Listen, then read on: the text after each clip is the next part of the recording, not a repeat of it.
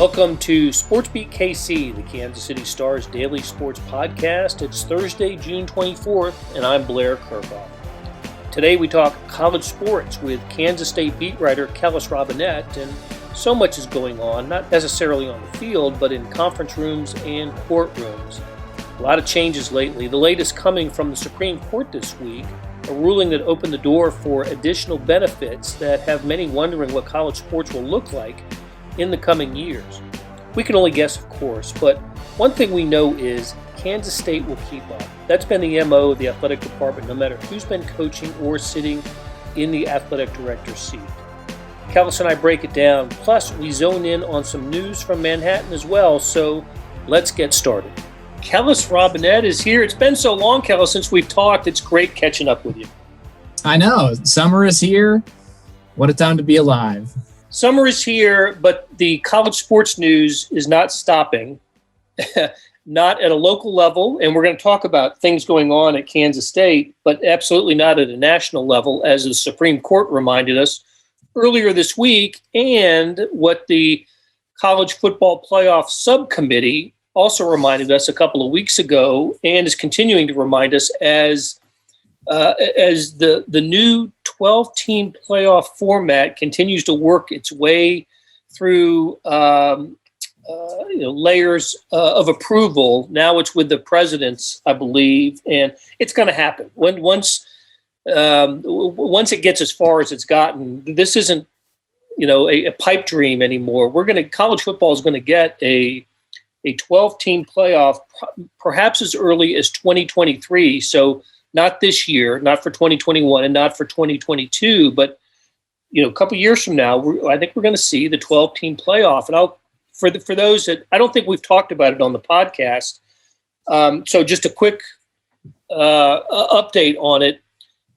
12 teams. They're going to take the best or the highest rated 6 conference champions, but no conference champions guaranteed a spot. So if the Big 12 champion is overall 8-4, and Conference USA champions 13-0, and that comes down to the 6th or 7th best conference champion in terms of a rating, Conference USA champ would get in. So no guarantee by winning the conference, but it would be a very rare situation where the winners of the SEC, the Big 10, the Big 12, the ACC, and the Pac-12 don't get into the college football playoff.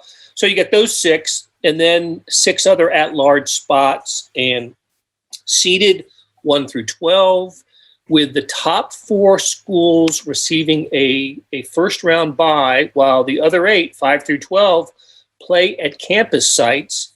Those winners advance to meet the top 4, which will be played at bowl sites, neutral bowl sites. Then we'll have national semifinals and a championship game. So I guess, first of all, Kellis, when you heard about this, what was your reaction to it? Well, I think it was twofold. One was I was surprised the momentum built that quickly toward a 12-team model. We've been stuck at 4, for a few years now, and it was such a grind to even get it to 4. I kind of assumed if expansion came, it would go to 6, maybe 8. I never really thought of 12 as a possibility, so it was surprising to me that it jumped out that quickly as, hey, this is what we're going to do. Not only are we going to expand, we're going to triple the field. That part of it surprised me, but on the other end of things, I was just very happy to see it because it is long overdue. As much as the current bowl, playoff system is better than the old BCS and bowl systems, it had gotten pretty stagnant. I mean, every year, you're going to get pretty much the same 4 teams. And if it's not one of those, and if it's not those 4, you can replace Oklahoma with Michigan State. You can replace Ohio State with Georgia. There's really no diversity. It's not like the NCAA basketball tournament where you have Cinderellas coming out of nowhere and giving you some fun storylines.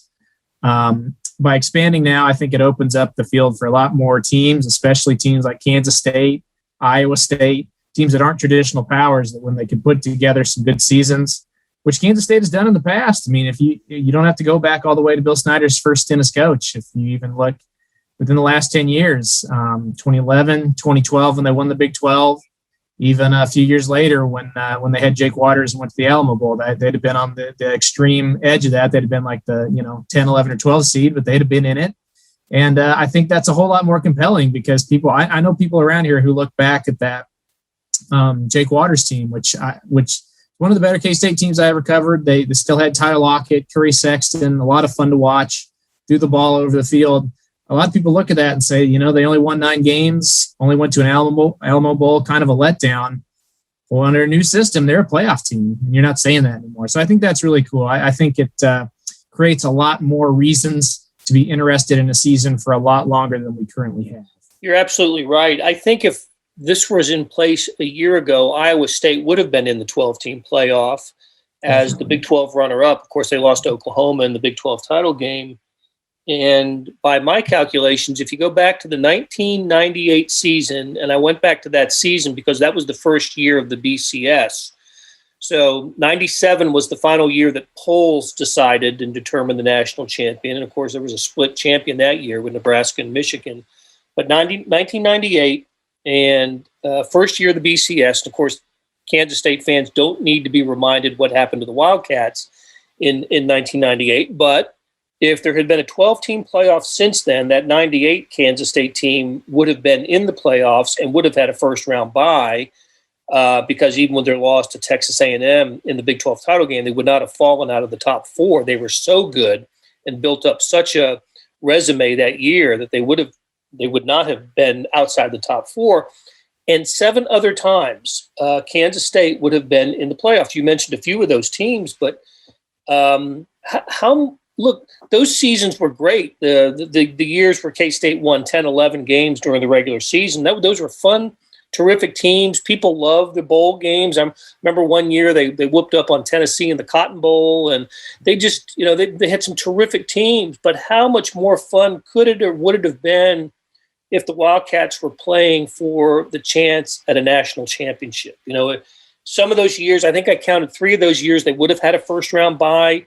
In fact, the year, and you mentioned this, the year 2012, the last year that they won the Big 12 championship, they would have been the number 2 seed in the field because Notre Dame was overall number 1.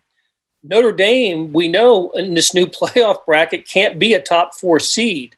And so they move ahead of Notre Dame automatically. And there was some other, I think the Pac-12 champion that year Kansas State would have moved ahead of them because for whatever the reason, I calculated that K-State, I think, would have been the number 2 seed in 2012. So anyway, yes. I think I counted Missouri would have had a handful of appearances. Kansas, even the Kansas Jayhawks would have gone to the playoffs one year in 2007. So I'll tell you the year that would have been really great to have. I mentioned the Jake Waters team.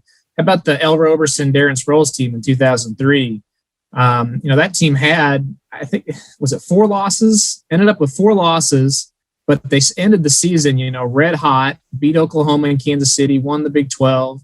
I think I read in John Weefald's book that he wrote that one of Bill Snyder's all-time regrets was that he didn't get that team cooking earlier because once they got rolling, he really thought that was the team that was good enough to go on and really challenge for a national title.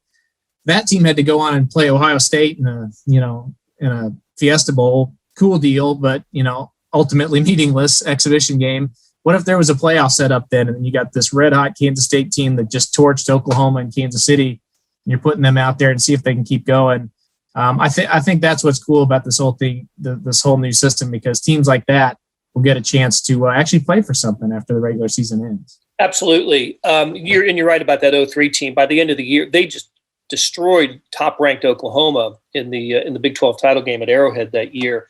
And I also, for whatever reason, I remember that team losing to Marshall back in September. And they really took them a while to get their footing, but once they did, they're basically unstoppable. It was a great Kansas State team. So I want to share a sentiment that you had earlier, and I think you're absolutely right that to go from 4 to 12, that's wow. I mean, I thought maybe 6, maybe 8, and to talk about doing it before the current TV contract expires.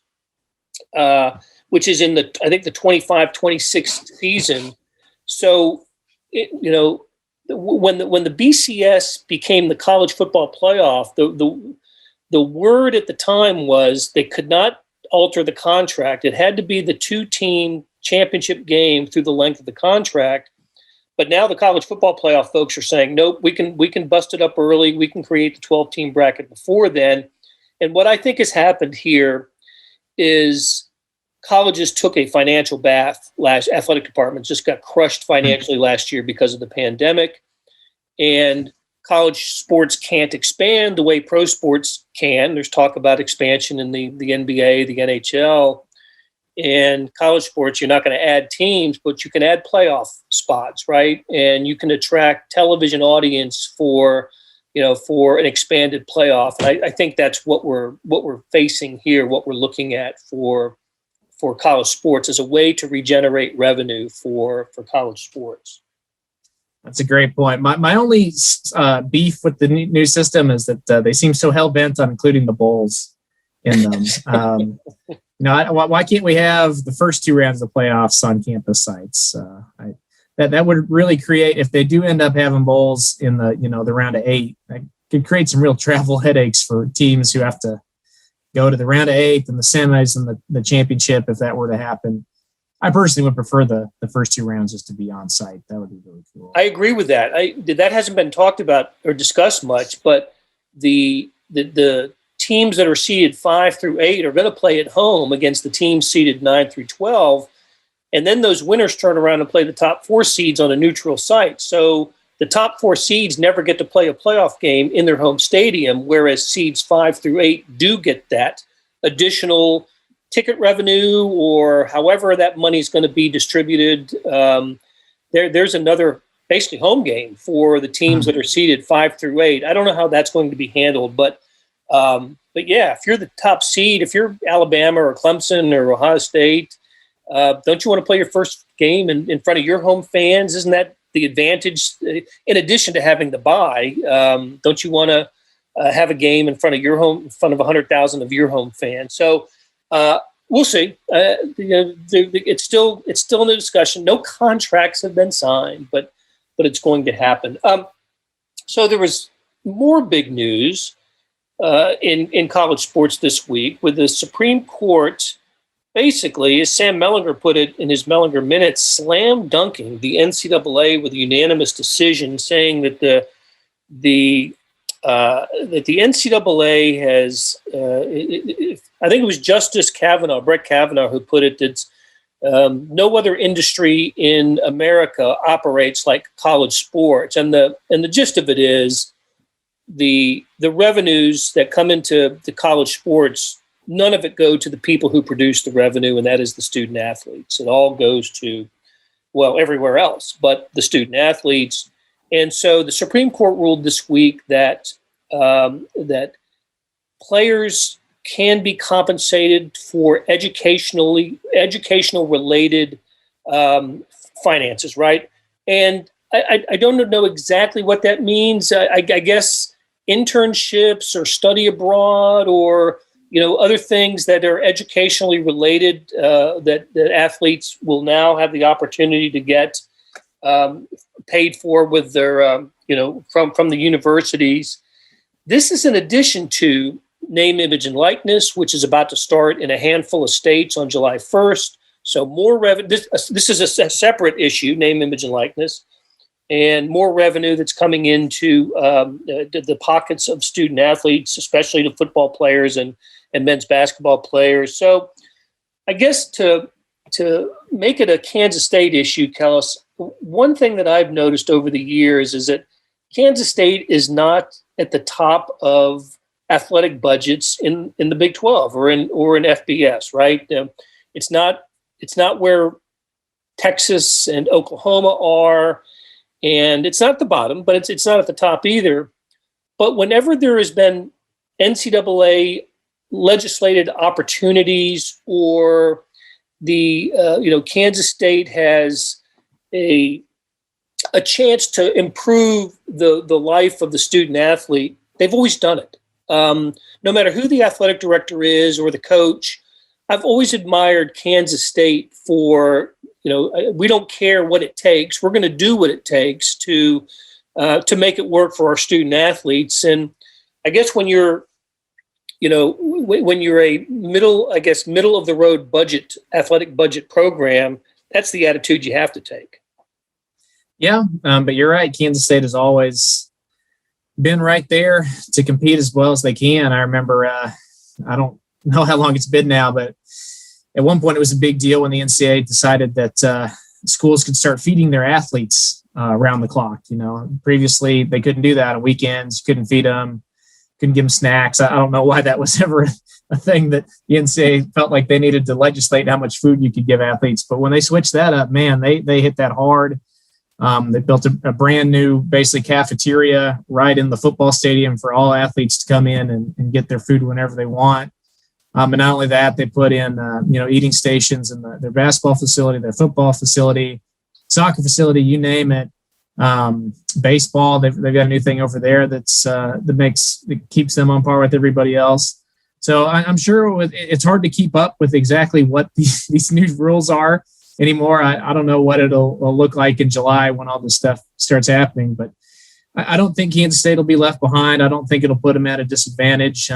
If anything, it'll just give Gene Taylor a new challenge to think up a few ways to provide the athletes with everything that they are allowed to. Because I know that as much as college administrators like spending money on things like new facilities or whatever, the thing they really like to do most is improving the life of their student athletes, and that's what they'll do here, I'm sure. Absolutely. Okay, Kellis, let's take a break. And when we come back, there are some EMAW specific topics we need to cover. We'll be back in just a second. Hey, it's Blair. We have a special subscription offer for SportsBeat KC listeners, unlimited digital access to the Kansas City Star's award-winning sports coverage. Sign up now for 1 year of Sports Pass for access to all the sports news, features, and columns presented on the kansascity.com site, and it's only $30. That's a 40% savings off our regular rate. Your subscription will automatically renew after the initial term at $50 unless you tell us to cancel. Your subscription helps support the sports coverage of kansascity.com and the Kansas City Star, and that support has never been more important. Please visit kansascity.com/SportsBeatKC offer to get this special offer. And as always, thanks for listening. Okay, we're back with Kellis Robinett, who covers Kansas State for McClatchy and the Kansas City Star, the Wichita Eagle. The recruiting and talent acquisition in college sports never takes a break. And Not anymore. Not anymore. It is a year-round process, and it's especially complicated now by the COVID year of an extra year of eligibility and free transfers. Kansas State's had an interesting bit of news recently with one particular football player, a transfer from Prairie View A&M. I want you to take us down the road of Reggie Stubblefield and why this has become an interesting story. Okay, yeah. So Reggie Stubblefield comes to Kansas State from Prairie View A&M, FCS school down in Texas, and he has created more news than probably any other player I can remember without being highly ranked or playing a single game for the Wildcats. He committed to Kansas State kind of out of the blue and caught a lot of people's attention because if you go look at his Twitter profile, he promotes himself as a FCS All-American. He's got all these gaudy stats, a 2-time All-SWAC player. At one point, I think he said he blocked 8 kicks in his career. Well, look into it a little bit. It's not hard to find out a lot of those things aren't true. He looks like an okay player, but he was never an FCS All-American, never an All-Conference player. He blocked maybe 2 or 3 kicks. He's definitely not this robot who comes out and just swats all these kicks like he proclaimed himself to be. So from right there, a lot of Kansas State fans were just kind of puzzled as to why, did the coaching staff get catfished with this guy? Did they think they were bringing in this stud when They really weren't. I don't think that was the case. I certainly hope that they looked past all that and watched his video, talked to the coaches, and figured out, whether we want this guy or not. They decide, even after there's some backlash there, we like him enough. We need an extra body in our secondary. He plays defensive back and actually is pretty versatile. He can play safety. He can play nickel. He can play corner. So that's what they want him. They need somebody who they can just plug and play next year for depth. They go ahead, they sign him. They think they're going to get him on campus, but there's a snafu with grades, stuff, credits transferring over here. So he puts out this big announcement that says, hey, sorry, guys, everything fell through. I'm not going to be able to play Kansas State after all. I'm going pro. So everyone says, well, okay, maybe that's a dodged bullet. We'll see. But then a few weeks later, lo and behold, something else changes, and now he can enroll at Kansas State. So now he's back.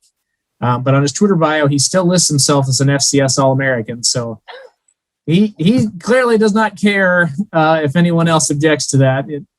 And maybe somebody gave him that honor, a media member somewhere along the line, and I just haven't found it. But yeah. So it'll be very interesting to talk to him for the first time when he gets here. He is here whenever he's made available to talk. If he is, I'll be interested to talk to him and hear his story.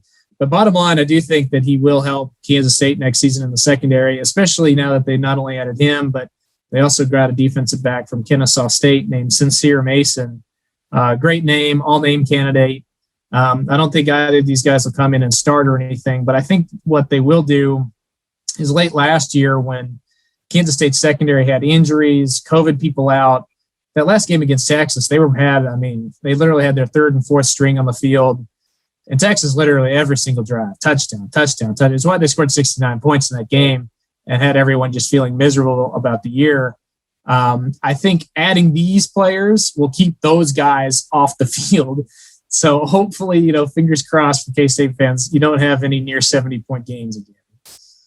Well, the other thing that I found interesting and a little bit amusing about Stubblefield was when he learned that he could come to Kansas State, he issued something on social media about, despite what all the haters say or something like that.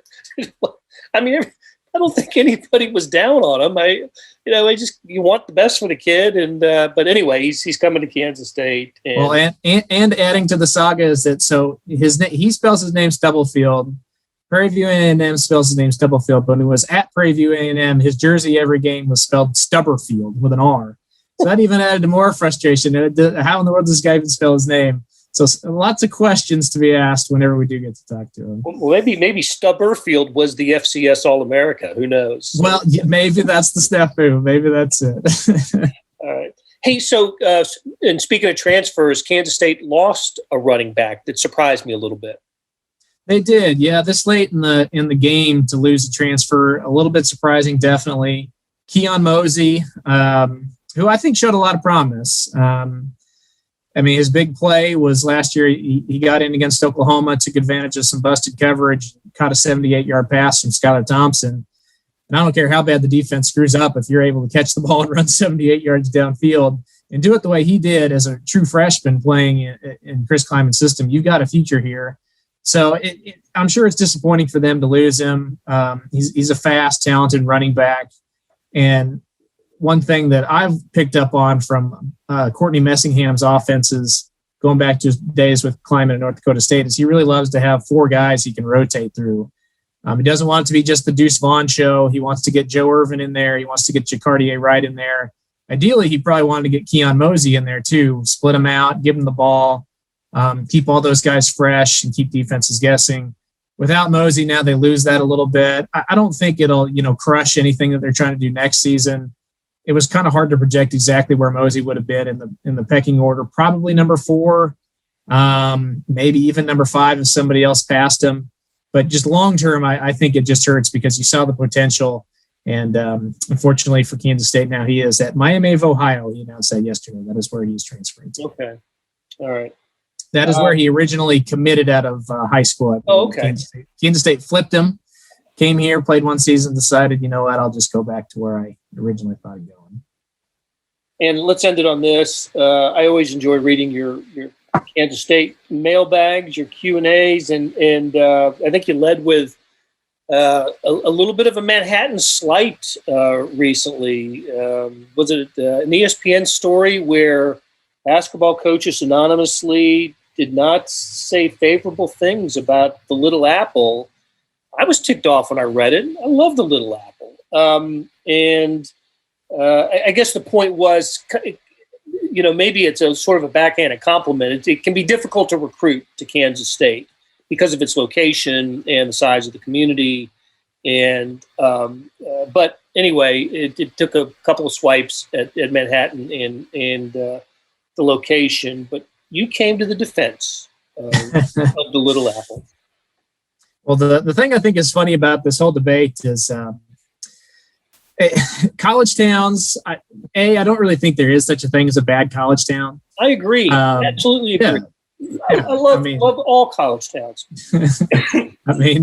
I've been to some I liked more than others, but I've never been to one and just left saying I never want to go back there again, But what's funny about it is I think we all just have our own biases against college towns. They're all pretty much the same. Like if you put Manhattan, Ames, Stillwater, Lawrence, to get Morgantown together, just in a bag and said which one's the best to a neutral observer, I bet they'd probably all say, they're just about the same. Yeah. But if you ask a K-State grad, they're going to love Manhattan and hate all those other towns. You go to Ames is the best place ever. Manhattan sucks.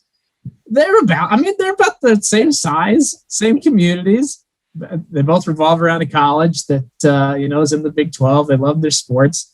It's just funny to me that when you get in these conversations, you ask a guy from Ames, he hates Lubbock, thinks it's the worst place on earth. Complete 180. And I think that's what's going on here. It really doesn't matter what another coach who only spends 12 hours here a year has to say about Manhattan. If if the number one recruit in the country came out and said, "Boy, I really love Kansas State, but that town, Manhattan, ooh, right. If only we're a little bit better." Maybe then you start scratching your head and saying, okay, we might have an issue here. But I don't think Kansas State runs into recruiting problems. I really don't think Manhattan is the problem. I honestly think the town is a really big selling point for them, because when you do get players here, they feel the community love. They can tell it's the center of the town, and there's a lot more here than you think coming in. I think it's hard to, if a recruit is going out on visit, they want to be overwhelmed. They want their trip to exceed expectations. And I think that usually happens here. You're probably not coming in thinking this is going to be New Orleans and New York or something, expecting all this wild stuff. But then when you get here, you see its charm and you like it. And also it's got a really good airport. It flies to Dallas and Chicago daily. So it makes it feel like it's easy to get to. Now, 15 years ago, when they were shuttling recruits around the clock from Kansas City, you had to drive 2 hours here, you had to drive 2 hours back. I bet that was a real pain in the butt. I'm not sure how they convinced some recruits that wasn't an issue. That would, if I was coming in back in those days, and you had to add 4 hours onto your trip just to get here, that is one thing that would make me say, hey, this might be an issue. But now that you can fly right in, it's just the same. It's just as easy to get to as Austin, just as easy to get to as Dallas, any of these places, really. So I don't think that's an issue. And the funny thing about all this is it was raised by basketball coaches. And basketball is the one area where Kansas State really has never struggled to recruit good players, right? Michael Beasley came here, Bill Walker came here, Jacob Pullen came here, Dean Wade, 4-star, came here. I think I counted it up. They've had 3 5-star guys, and it was double-digit 4-star guys going back just 15 years. So I don't really know what the slide is. It seems like recruiting's going just fine. Yeah, and stories like that are just attention getters. They don't advance the change any, but they do allow us to talk about it, which I guess is the purpose of the. Well, it's a typical summer story, right? Yep. It comes out in October, no one even notices, but now it's let's all get angry. That's right. And don't underestimate the importance of the airport. That's huge, and it's that to me helps make Manhattan different than some of the other college towns that you mentioned just a little while ago. So that is a big factor for Manhattan when they got the airport and got the commercial airlines to come into the Little Apple. Okay, Kellis, great conversation, and let's do it again soon. All right, anytime, Blair. That will do it for today. Thanks to our SportsBeat KC production staff of Derek Donovan, Beth Welsh, Monty Davis, Jeff Rosen, Chris Fickett, and Savannah Smith. Big thanks to Kellis Robinett for stopping by and talking college sports and Kansas State. Links to his stories can be found in the show notes and on kansascity.com. Hey, we have another deal for you. You can subscribe to Sports Pass for 99 cents a month. That's right, 99 pennies a month. Sports Pass is the online version of the Star Sports section. You get all the stories that appear in the print editions of the Star, plus additional stories that appear only on the website, and of course they appear first on kansascity.com. After 3 months, it auto-renews at $5.99 a month unless you cancel. How do you get it? You go to kansascity.com/sportspass2020. That's kansascity.com/sportspass2020. You want more than just sports coverage? Check out the entire Kansas City Star product. Sports, news, features, commentary, and analysis, the whole thing. You get all the stories written by my talented colleagues, plus additional national news, sports, and business coverage with the e-edition. The details for all of these deals can be found at account.kansascity.com/subscribe. And if you're having trouble hunting down any of the offers, you send me an email, bkerkhoff@kcstar.com, and I'll get you to the right place. So whether it's the Sports Pass or the full subscription, you're getting and supporting the best sports and news coverage in Kansas City and helping us produce programs like SportsBeat KC. Thanks for listening, and we'll be back on Friday with another episode.